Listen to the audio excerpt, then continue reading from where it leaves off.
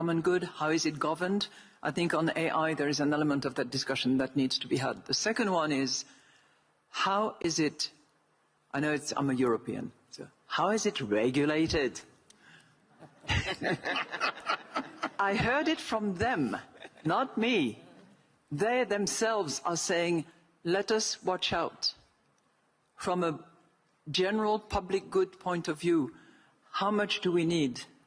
Do we want to facilitate this terrible path that we have observed with the use of social media?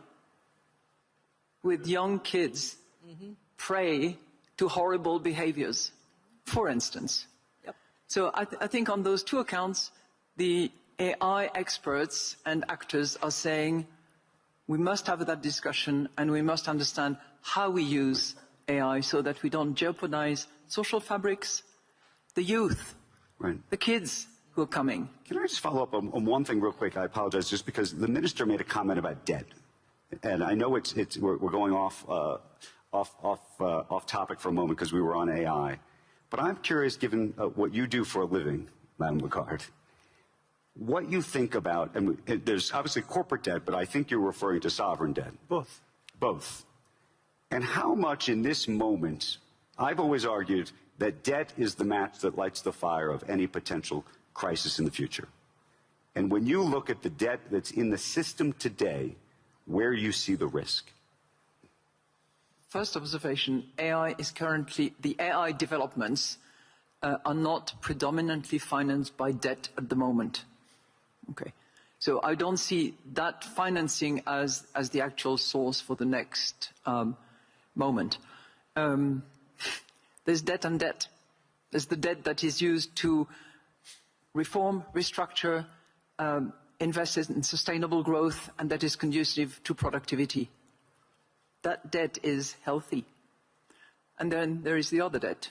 And is there too much of it? Probably. Can you separate the two, though? Well, it needs policymakers to be, very attentive to what they do. The IMF is scrutinizing the kind of debt that is being incurred by sovereigns. I don't think that at the moment the corporate sector in the advanced economies is so heavily burdened with debt. I think we're more talking about the sovereign debt. And as I said, what is key is to indicate the strategy and the direction that governments adopt in order to keep control of public finance. That's, I think, even more important than the volume itself, which is a concern.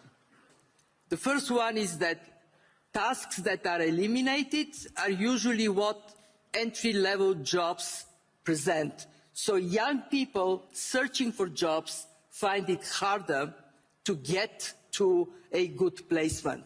And the two I'm very worried about, who is getting squeezed? The jobs that are not touched. They're kind of the same. They're paying now less. So middle class inevitably is going to be affected.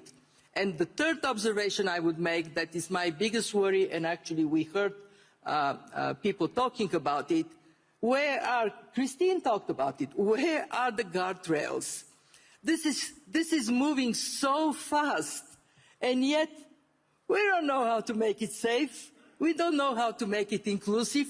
And if there, again, I'm talking about my regrets of things we haven't discussed much here, we missed an opportunity to talk about that more.